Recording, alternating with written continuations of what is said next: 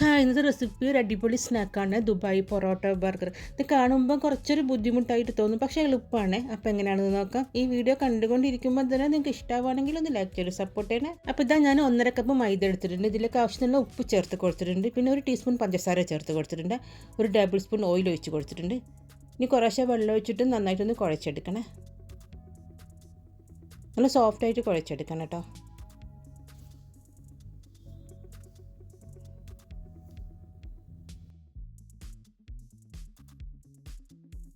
ഇനിയിപ്പോൾ ഇതൊന്ന് അരമണിക്കൂർ റെസ്റ്റ് ചെയ്യാൻ വെച്ച് കൊടുക്കാം. പിന്നെ വേണ്ടത് ഒരു 400 ഗ്രാം ബോൺലെസ് ചിക്കനാണ്. ഇതിലേക്ക് ഒരു ചെറിയൊരു സവാള, വലുതാണെങ്കിൽ പകുതി മതി കേട്ടോ. ഒരു ടീസ്പൂൺ ഇഞ്ചി വെളുത്തുള്ളി ചേർത്ത് കൊടുത്തിട്ടുണ്ട്. 2 പച്ചമുളക് ചേർത്ത് കൊടുത്തിട്ടുണ്ട്.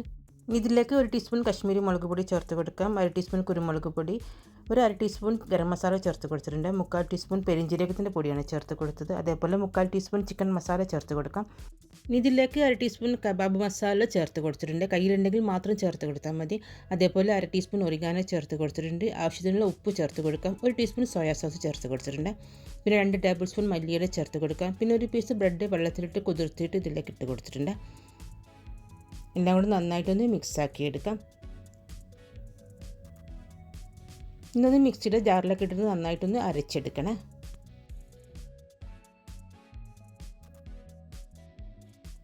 അപ്പോൾ ഇതാ അങ്ങനെ അരച്ചെടുത്ത് വന്നതാണ്. ഇനിയിപ്പോൾ ഇതൊന്ന് അരമണിക്കൂർ ഒന്ന് ഫ്രിഡ്ജിൽ വെച്ച് കൊടുക്കട്ടോ. ഇനി നമ്മളെ കുഴച്ച് വെച്ച മാവൊന്ന് ഓരോ ഉരുളകൾ എടുക്കുക. ചപ്പാത്തി മാവിനെക്കാട്ടും കുറച്ചും കൂടെ ഒന്ന് വലിപ്പത്തിലുള്ള ഉരുളകൾ വേണം എടുക്കണമെങ്കിൽ. ഇത് ഇതേപോലെ നീളത്തിൽ പരത്തിയെടുക്കണേ. എന്നിട്ട് ഇതിലേക്ക് കുറച്ചൊരു നെയ്യോ അല്ലെങ്കിൽ ഓയിലോ ചേർത്ത് കൊടുക്കണേ. നന്നായിട്ടൊന്ന് സ്പ്രെഡ് ചെയ്ത് കൊടുക്കാം. ഇനി ഇതിൻ്റെ മേലെ കുറച്ചൊരു മൈദ ഇട്ട് കൊടുത്തിട്ടുണ്ട്.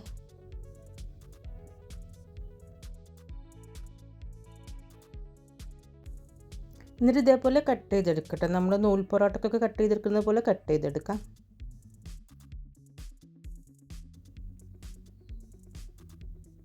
എന്നിട്ട് ഇതേപോലെ ഇങ്ങനെ സൈഡിൽ നിന്ന് ചുരുട്ടിയെടുക്കണേ.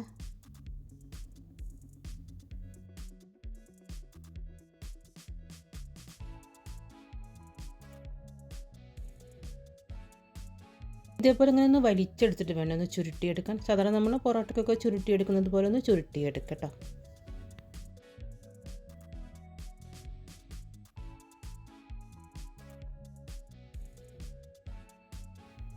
ഇത് കൈപ്പത്തിയിൽ വെച്ചിട്ടൊന്ന് പരത്തി കൊടുക്കട്ടെ. ഒരു സാധാരണ ഒരു ബണ്ണിൻ്റെ അത്ര വലിപ്പം മതി. ഈ പൊറോട്ട ഒന്ന് ചുട്ടെടുക്കട്ടെ. കുറച്ചൊന്ന് ക്രിസ്പി ആയി കിട്ടണേ. 2 വശം ഒന്ന് ക്രിസ്പി ആയി കിട്ടണം. അതേസമയം ഉള്ളിൽ നന്നായിട്ടൊന്ന് വെന്ത് കിട്ടണം കേട്ടോ. അപ്പോൾ തീ കുറച്ച് വെച്ച് കൊടുത്തിട്ട് വേണം ഒന്ന് വേവിച്ചെടുക്കാൻ. ഇനി ഇതേ പാനിലേക്ക് തന്നെ ചിക്കൻ പാറ്റീസ് വെച്ച് കൊടുക്കുന്നുണ്ട്. ഞാനിപ്പോൾ കൈകൊണ്ട് ഇങ്ങനെ പരത്തി കൊടുക്കുകയാണ്. നിങ്ങൾക്ക് വേണമെങ്കിൽ ബോട്ടിലിൻ്റെ അടപ്പ് വെച്ചിട്ട് എന്തെങ്കിലും അങ്ങനെ ഷേപ്പാക്കിയിട്ട് വേണമെങ്കിൽ വെച്ച് കൊടുക്കട്ടോ.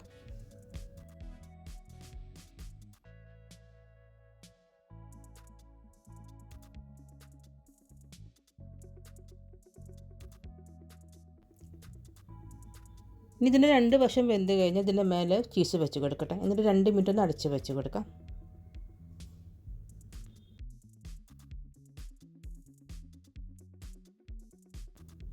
ഇതിലേക്കുള്ളൊരു സോസ് റെഡിയാക്കി എടുക്കട്ടെ. 1/4 കപ്പ് മയോണൈസ് എടുത്തിട്ടുണ്ട്. ഇനിയിപ്പോൾ ഇതിലേക്കൊരു 2 ടീസ്പൂണോളം മസ്റ്റർഡ് സോസാണ് ഒഴിച്ച് കൊടുക്കുന്നത്. പിന്നെ വേണ്ടത് 2 ടീസ്പൂൺ ടൊമാറ്റോ കെച്ചപ്പാണ്. ഇതിലേക്ക് കുറച്ചൊരു ഉപ്പിലിട്ട മുളക് ചേർത്ത് കൊടുത്തിട്ടുണ്ട്. കുറച്ചൊരു എരിവും പുളിയുള്ള സോസായിരിക്കട്ടെ ഇത്.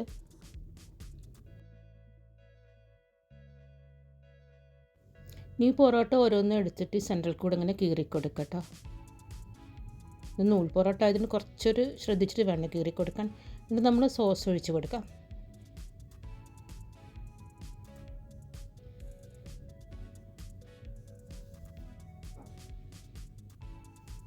ഇതിന് മേലെ ചിക്കൻ പാറ്റീസ് വെച്ച് കൊടുക്കുന്നുണ്ട്. ഇതിന് മേലെ കുറച്ചൊരു കാരമലൈസ് ചെയ്ത സവാള ചേർത്ത് കൊടുത്തിട്ടുണ്ട്. സവാള ഒന്ന് പാനിട്ടിട്ട് കുറച്ചൊരു പഞ്ചസാരയും വെതറിയിട്ട് കാരമലൈസ് ചെയ്തെടുത്തതാണ്. അപ്പോൾ ഇതാ ഇത്രയേ ഉള്ളൂ പണി. ഇത് ഇതുവരെ ഉണ്ടാക്കി നോക്കാത്തവരൊക്കെ ഉണ്ടെങ്കിൽ ഒന്ന് ഉണ്ടാക്കി നോക്കണേ. ഇത് പുറത്ത് പോയി കഴിക്കണമെങ്കിലൊക്കെ ഒരുപാട് കാശ് ചിലവാവില്ല. അപ്പോൾ നമുക്കിത് കുറഞ്ഞ ചിലവിൽ വീട്ടിലുണ്ടാക്കിയെടുക്കാവുന്നതേ ഉള്ളൂ കേട്ടോ. അപ്പോൾ വീഡിയോ ഇഷ്ടമായിട്ടുണ്ടെങ്കിൽ ഫ്രണ്ട്സിനൊക്കെ ഒന്ന് ഷെയർ ചെയ്ത് കൊടുക്കണേ. പിന്നെ ചാനൽ ആദ്യമായിട്ട് കാണുന്നവരൊക്കെ ആണെങ്കിൽ മറക്കാതെ ഒന്ന് സബ്സ്ക്രൈബ് ചെയ്തേക്കണേ. ബൈ.